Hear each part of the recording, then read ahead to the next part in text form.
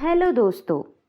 आज जो मैं आपको कहानी सुनाने जा रही हूँ वो है एक बच्चे चोरी करने वाली की कहानी। तो चलो कहानी शुरू करते हैं। उदयपुर नामी राज्य में दो बहन भाई मोहन और काजल अपनी माँ कामिनी और पिता शंकर के साथ रहते थे। मोहन और काजल दोनों बहुत संस्कारी बच्चे थे, परंतु काजल कभी कभी जिद कर लेती और वह जिद पूरी किए बिना शांति से ना बैठती। एक दिन शंकर काम से घर आया तो उसने कामिनी को बताया, साथ वाले राज्य से 2-3 बच्चों के किडनैप होने की खबर मिली है। ध्यान रखना, काजल और मोहन बाहर खेलने ना जाएं। कोई पता नहीं अनहोनी कब हो जाए। मैं तो सुबह का बहुत निराश हूँ। पता नहीं उन बेचारे माता पिता का रो रो कर क्या हाल हुआ होगा जिनके बच्चे किडनैप हो गए। हाय हाय, ये क्या बात कर रहे हैं आप? बच्चे किडनैप हो गए और वो भी 2-3? सठिया तो नहीं गए? क्या आप बोल रहे हैं? ऐसा कौन सा जिन घुस आया जो बच्चे उठा कर ले गया और राज्य वालों को खबर तक नहीं हुई? अरे भाग्यवान, मैं भला झूठ क्यों बोलूँगा, बल्कि मैं तो खुद उसका उपाय सोच रहा हूँ।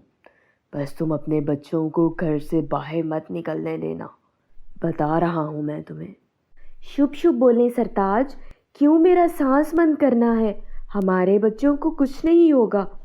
और वैसे भी किडनैपिंग वाला मसला तो दूसरे गांव का है, इसमें हमारे बच्चों का क्या लेना देना? मुसीबत पड़ने से पहले ही इसका हल सोचना अक्लमंदी होती है, ना कि जब सर पर आन पड़े तब रोने बैठ जाओ। मेरी बात तो तुमने समझनी नहीं है, ना कुछ खाने को देना है। मुझे ज़मीनों पर कुछ काम था जो भी करने जाना है, इसलिए मैं जा रहा हूँ। अरे खाना तो खाते जाओ, ऐसे खाली पेट काम नहीं किया जाएगा। अब आकर ही खा लूँगा, अब टाइम नहीं है, परंतु तुम्हें जो कहा है उस पर अमल ज़रूर करना। हाँ हाँ, ठीक है, चिंता न करो, मैं सब संभाल लूँगी। वह शंकर ज़मीनों की ओर चल देता है। अभी वो ज़मीनों से दूर ही था कि उसे किसी के रोने की आवाज़ सुनाई दी। कौन है? कौन है? कौन है? यहाँ कौन रो रहा है? बताओ, बोलो, मेरी आवाज़ आ रही है तुमको? कहाँ हो तुम? बताओ, मैं तुम्हारी हेल्प करूँगा। शंकर को किसी बात का जवाब नहीं मिलता। हो सकता है मेरा वहम हो, वरना कोई होता तो जवाब तो देना ही था। फिर शंकर अपनी ज़मीनों पर जाकर खुदाई करने लगता है। काफ़ी देर खुदाई करने के बाद वो काम मुकम्मल करके घर जाने लगता है, परंतु थके होने के कारण वहीं चारपाई पर लेटकर सुस्ताने लगता है। जब ही उसकी आंख लग जाती है और वो सो जाता है, जिसके कारण घर नहीं जा पाता। अगले दिन जब उसकी आंख खुलती है तो वो शॉक्ड रह जाता है और तुरंत उठ के घर की ओर चल देता है। जब वो घर जाता है तो कामिनी जोर जोर से रो रही होती है। अरे भाग्यवान, क्यों रो रही हो? क्या हुआ है? बताओ, बोलती क्यों नहीं? काहे को गला फाड़ फाड़ के रो रही है? और बच्चे कहाँ हैं?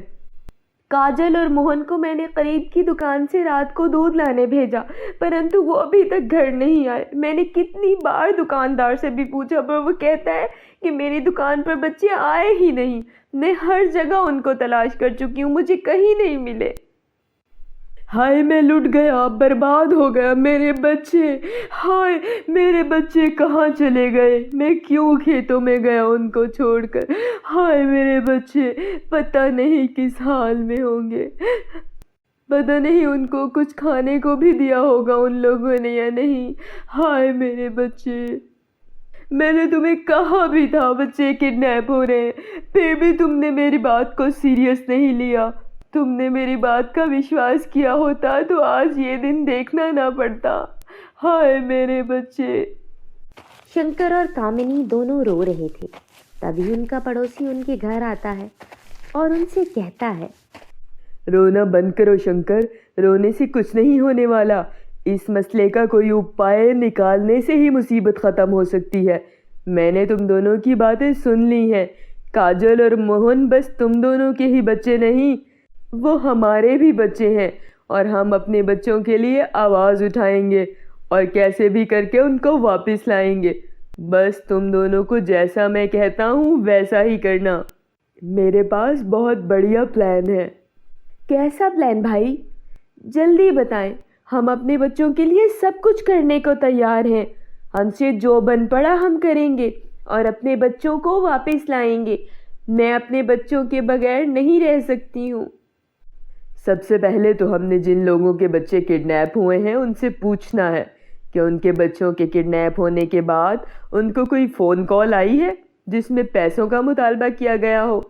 अगर तो उनको पैसों के लिए कोई कॉल आई है तो बस हम अपने प्लान में कामयाब हो सकते हैं। इसलिए शंकर तुम जाओ और उनसे पूछ कर आओ। वही शंकर दूसरे राज्य में पता करने चला जाता है। वहाँ भी बहुत से व्यक्ति निराश बैठे थे। उनके पास जाकर पूछने पर पता चला कि बच्चे किडनैप करने वाली ने पैसों की डिमांड की है, परंतु लोगों के पास इतना पैसा नहीं था, इसलिए वो अभी तक अपने बच्चों को वापस नहीं ला पाए थे। शंकर को जब ये बात पता चलती है तो वो तुरंत अपने राज्य में वापस आता है, जहाँ उसका पड़ोसी और पत्नी कामिनी उसका वेट कर रहे थे। जब शंकर वहाँ पहुँचता है तो उसका पड़ोसी कहता है, हाँ शंकर, क्या खबर लाए हो? कैसे हालात हैं वहाँ के? वहाँ के लोग बहुत निराश बैठे थे बेचारे। और वहाँ के एक सदस्य ने बताया कि बच्चे किडनैप करने वालों ने बहुत भारी रकम का मुतालबा किया है जो वो अदा नहीं कर सकते और अभी तक किसी करिश्मे के इंतज़ार में बैठे हैं। कोई करिश्मा हो और उनको उनके बच्चे वापस मिल जाएं। अब हमें पता चल गया है कि बच्चे चोरी करने वाले का टारगेट पैसे हासिल करना है, तो अब हम आसानी से उन तक पहुंच सकते हैं। बस तुम जैसा मैं कहता हूँ वैसा करते जाओ। देखो भाई, हम पहले ही बहुत अशांत हैं। ये ना हो हम अपने बच्चों से मिलने के बजाय उन्हें हमेशा हमेशा के लिए खो दें। इसलिए कोई ऐसा काम मत करवाना जिसका पछतावा हमें सारी ज़िंदगी शांति से जीने ना दे। नहीं नहीं कामनी बहन, तुमने मुझे भाई कहा है, इसलिए मुझ पर विश्वास रखो। ऊपर वाले की कृपा से सब अच्छा हो जाएगा।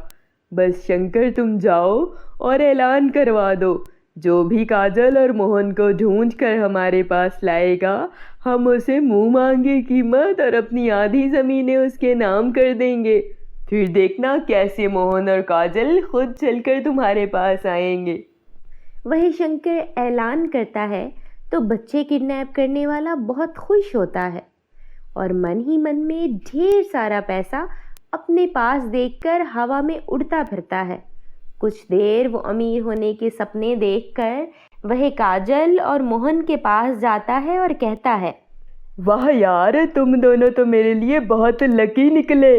ज़रा देखो तो, तुम्हारे पिता शंकर ने तुम्हें ढूंढ कर लाने वाले को मुंह मांगी कीमत देने का ऐलान किया है। अब मेरे पास बहुत सारा पैसा आ जाएगा। और ख़बरदार, तुम दोनों में से किसी ने ज़ुबान खोली, वरना तुम्हारे माता पिता का सर्वनाश कर दूंगा। काजल और मोहन उसकी बात सुनकर डर कर रोने लगते हैं। नहीं नहीं अंकल, हम किसी को कुछ नहीं बताएंगे, बस हमें हमारे माता पिता के पास छोड़ दो। हम वचन देते हैं कि किसी को कुछ नहीं बताएंगे कि आपने हमें किडनैप किया था, बल्कि हम तो ये कहेंगे आप हमें कैद से छुड़वा कर लाए हैं। वेरी गुड, अब चलो, मुझसे और वेट नहीं हो रहा। वह चोर काजल और मोहन को लेकर ग्राउंड में जाता है तो बच्चों को सही सलामत देखकर शंकर और कामिनी भागकर उन्हें गले लगा लेते हैं और चोर को सब पकड़कर मारने लगते हैं। वह चोर को समझ आ जाती है कि इनाम का लालच देकर उसे बेवकूफ़ बनाया गया है। वह उसने जितने भी बच्चों को किडनैप किया था सबको छुड़वा लिया जाता है। तो दोस्तों, कैसी लगी हमारी आज की कहानी? अगर कहानी अच्छी लगी हो तो उसे लाइक कर दें और चैनल को सब्सक्राइब कर दें ताकि आप अच्छी अच्छी कहानियाँ सुन सकें। धन्यवाद।